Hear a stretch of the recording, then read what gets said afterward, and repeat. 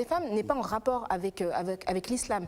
Donc ça montre bien que la question et la notion de civilisation qui a été invoquée, civilisation occidentale ou civilisation musulmane, ne fonctionne pas. L'Afghanistan est un contexte très particulier. Ce qui se passe aujourd'hui en termes de domination est le fruit d'un processus historico-politique qui est propre à l'Afghanistan et qui n'est aucunement applicable à d'autres cultures, à d'autres sphères culturelles qui sont des sphères culturelles musulmanes. Quand on parle d'islam, on a tendance à parler des pays arabes ou arabophones, des pays du Moyen-Orient, des pays du Maghreb. On pense très rarement aux pays asiatiques, aux pays subsahariens, à La Réunion, qui est un département français où il y a 30% de musulmans, à Mayotte, qui vient d'être un département français. Donc on a quand même une vision aussi de ce qu'on appellerait la civilisation islamique, qui est finalement très très caricaturale et très restreinte. Donc moi, ce que je note... Dans l'islam, la femme n'hérite pas de son mari. Mais peu importe finalement, la question, c'est pas la question. Moi, je ne me fais pas du tout théologienne. Finalement, c'est pas la question. Moi, ce que je trouve intéressant, c'est que les Afghanes, finalement, elles sont seules, elles ont décidé de manifester, de dire non, nous considérons que ce qui est fait est injuste. Et quelle que soit la norme, qu'elle soit religieuse ou qu'elle soit politique ou législative, nous, c'est une norme avec laquelle nous sommes en désaccord. Donc les femmes, finalement, où qu'elles soient, et quelle que soit leur culture, sont capables de se révolter. Oui, la seule chose, la différence, on ne fait pas une analyse de la civilisation. On a laissé tomber. On fait des analyses beaucoup plus précises. Il faut savoir quand même que dans les pays qui font référence à leur origine musulmane, et ils sont pratiquement nombreux, jusqu'à la Tunisie qui avait adopté un code de statut personnel très avancé par rapport à l'égalité des hommes et des femmes, Bourguiba lui-même s'est référé à l'islam en disant qu'il avait remis en marche l'ijtihad. On se rappelle du discours de Bourguiba qui avait été accusé par tous les imams de son pays d'avoir trahi la religion et il s'est remis dans le giron de la religion. Donc il faut bien savoir que parler de l'islam, pour nous, c'est extrêmement important, parce que ça reste une source de droit important. Aujourd'hui, en Tunisie, circule un projet de constitution que Ennahda, évidemment, ne dit pas, ne revendique pas. C'est le parti islamiste qui a gagné les élections législatives. Mais l'article 10 de ce projet de constitution dit que la source du droit tunisien doit être la charia.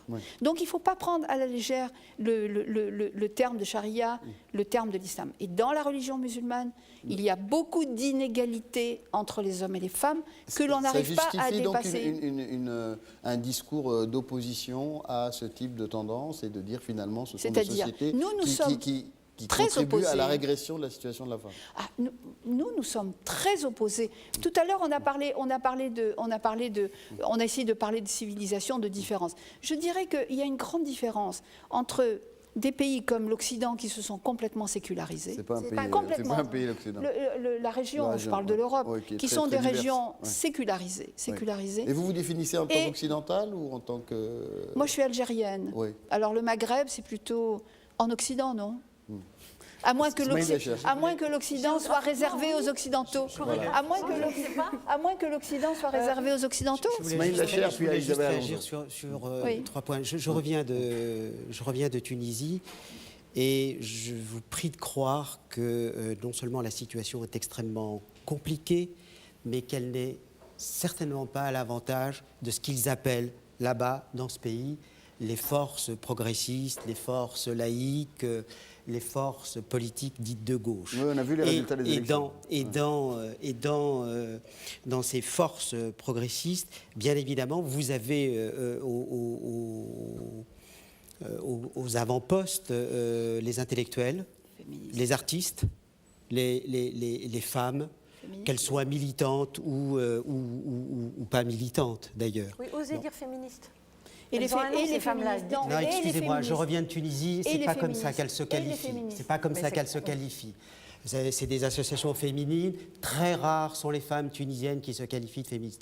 Je suis en train de dénoncer des collectifs qui, pour la première fois, ont extrêmement peur à la fois du présent et de l'avenir. Et ce sont les femmes, les intellectuels, les artistes qui sont les premières cibles des mouvements islamistes et en particulier des mouvements djihadistes. Salafistes. Donc peu importe, féministes, pas féministes, sont des femmes, ce sont des femmes, elles craignent qu'elles soient militantes ou qu'elles ne soient pas militantes. Ouais. Voilà. Il y a une association qui s'appelle l'Association des femmes démocratiques tunisiennes, avec qui je travaille beaucoup, et qui est composée de féministes. Oui, mais vous admettrez que c'est l'opposition interne, et finalement, ce sont les Tunisiens qui vont finir... Peur des mots. Alors, Isabelle Alonso va réagir là-dessus. Voilà, c'est très important de dire que même si une femme ne se qualifie pas elle-même de féministe, elle peut avoir de très solides raisons de ne pas le faire. Même ici en France, il y a très peu de femmes qui disent ouvertement « je suis féministe » parce que dès qu'on a dit ça, tout le monde entend oh, « elle est contre les hommes », je ne sais pas quoi, enfin bref, il y a cette connotation qui fait... Pour autant, on juge de l'action politique de quelqu'un à l'axe sur lequel il se situe. Et donc ces femmes qui font avancer les choses, parce que pour le coup, oui, ce sont des forces progressistes, moi, je prends le droit de les qualifier de féministes. Je suis pas en train de, merci. Donc c'est ce que je voulais dire, c'est parce que souvent on tourne autour du pot et on n'ose pas. Bon, ben voilà, elles sont féministes. Alors moi, ce que je voudrais dire, je voudrais finir ma phrase parce que moi, j'ai attendu assez patiemment que les autres aient terminé leur phrase, donc je voulais juste dire une chose, c'est que le salut des femmes passe bien évidemment par la laïcité. En ce qui me concerne, je suis athée. Je m'en fous de la religion, ça ne fait pas partie de mon paysage mental. Mais je dis que dès qu'un mouvement politique, quel qu'il soit, se réfère à la religion, les femmes peuvent commencer à se faire du souci. Que ce soit l'islam, la religion chrétienne, les catholiques, le Vatican, que ce soit les radicaux juifs en Israël maintenant qui sont pour que les femmes et les hommes marchent sur des trottoirs différents, etc.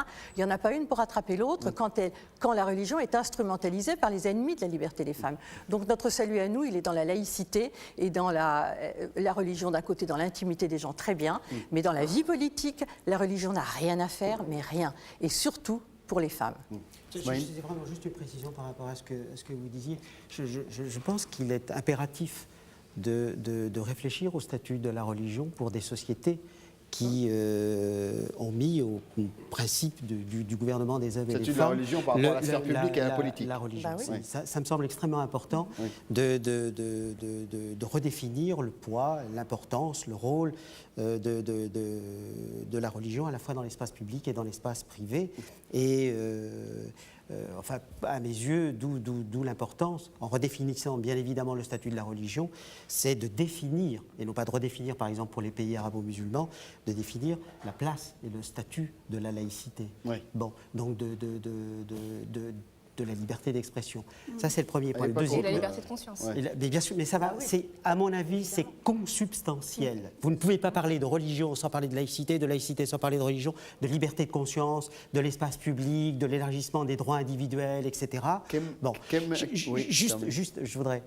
alors, c'est vrai que les Afghanes luttent dans leur pays et on sait avec quelle difficulté elles luttent. Mais je pense qu'il ne faut jamais cesser de mobiliser ce que l'on appelle couramment l'opinion publique internationale.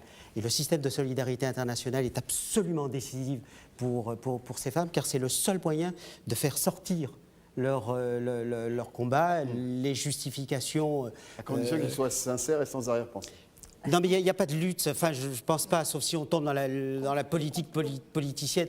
Mais là, je pense que... Oui, mais enfin, on est quand même en plein débat politique et les femmes sont au cœur. Qu'aimeriez-vous entendre, Rokhaya Diallo, dans le discours politique qui concerne les femmes à la veille d'une échéance qui est vraiment une action d'ampleur nationale, en tout cas sur le plan de la France, qui soit menée en faveur des femmes. Moi, ce que je déplore, c'est que souvent, il y a un féminisme de circonstance. C'est-à-dire que quand on interpelle sur la situation des Afghanes, c'est souvent fait avec des arrière-pensées, avec des intentions qui sont politiciennes et qui n'ont pas vocation véritablement à libérer les femmes. On a en France des hommes politiques qui, tout d'un coup, se retrouvent à se considérer comme étant féministes, alors que ce sont les mêmes qui vont voter, quelques années avant, contre la réforme de l'IVG. Donc, ce féminisme circonstanciel est complètement contre-productif au regard du droit des femmes. Et je crois que le sexisme doit être regardé comme quelque chose de global et on ne doit pas considérer que seules certaines femmes sont à sauver parce que toutes les femmes françaises sont aujourd'hui victimes de l'oppression sexiste, de la domination masculine. Évidemment, c'est le cas aussi de toutes les femmes dans le monde, mais on ne doit pas s'exclure de cette vision antisexiste ou féministe selon le terme que l'on choisit. Isabelle Alonso qui est en retard sur le truc de parole. Qu'est-ce que vous aimeriez entendre, vous, dans le discours politique à la veille Juste au passage, saluer le courage de ces femmes. Ouais. Le courage de ces femmes,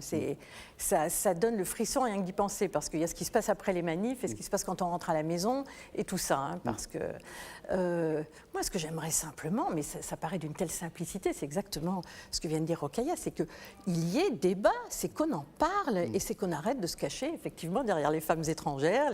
C'est tellement facile d'aller voir ailleurs ce qui se passe. Et d'ailleurs, dès qu'on l'ouvre sur le sujet, en ce qui me concerne, le nombre de fois où on m'a dit bah, si tu n'es pas contente, tu vas en Afghanistan. Mais on me dit ça, pourquoi? Parce que ici, c'est comme si le débat n'avait pas lieu d'être. On considère que c'est une affaire classée, on n'en parle plus.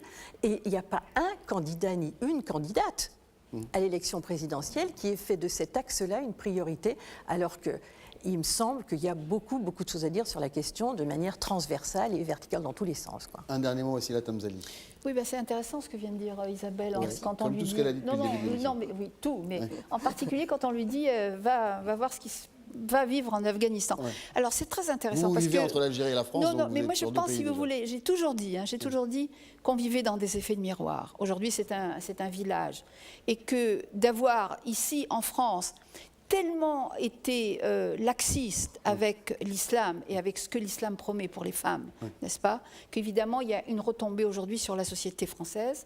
Et tout ce qui se passe ailleurs se passe ici. Et on est vraiment dans une position de reflet. Tous les combats que vous menez ici pour les femmes françaises, nous en profitons.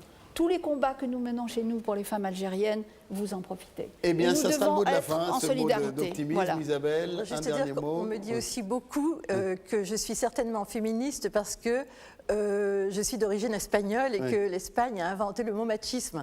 Alors, j'ai coutume de dire, justement, pour ne pas hiérarchiser, que certes, en Espagne, il y en a beaucoup du machisme, mais qu'au moins, on a créé un mot pour le qualifier, ce qui veut dire qu'on reconnaît qu'il y a un problème, ce qui n'est pas le cas en France. Merci infiniment. Merci Smaïn Lacher, merci Rokhaya Diallo, merci à Isabelle Alonso, merci Wassila Tamzali. Je remercie infiniment la Maison des Métallos qui nous a accueillis aujourd'hui, établissement culturel de la ville de Paris, la Maison des Métallos qui présente à temps fort entre le 20 mars et le 22 avril une exposition d'art, 4 spectacles, de nombreux débats et rencontres. Et le temps fort, c'est beau boulot. On se retrouve la semaine prochaine pour un nouveau Toutes les France. Au revoir.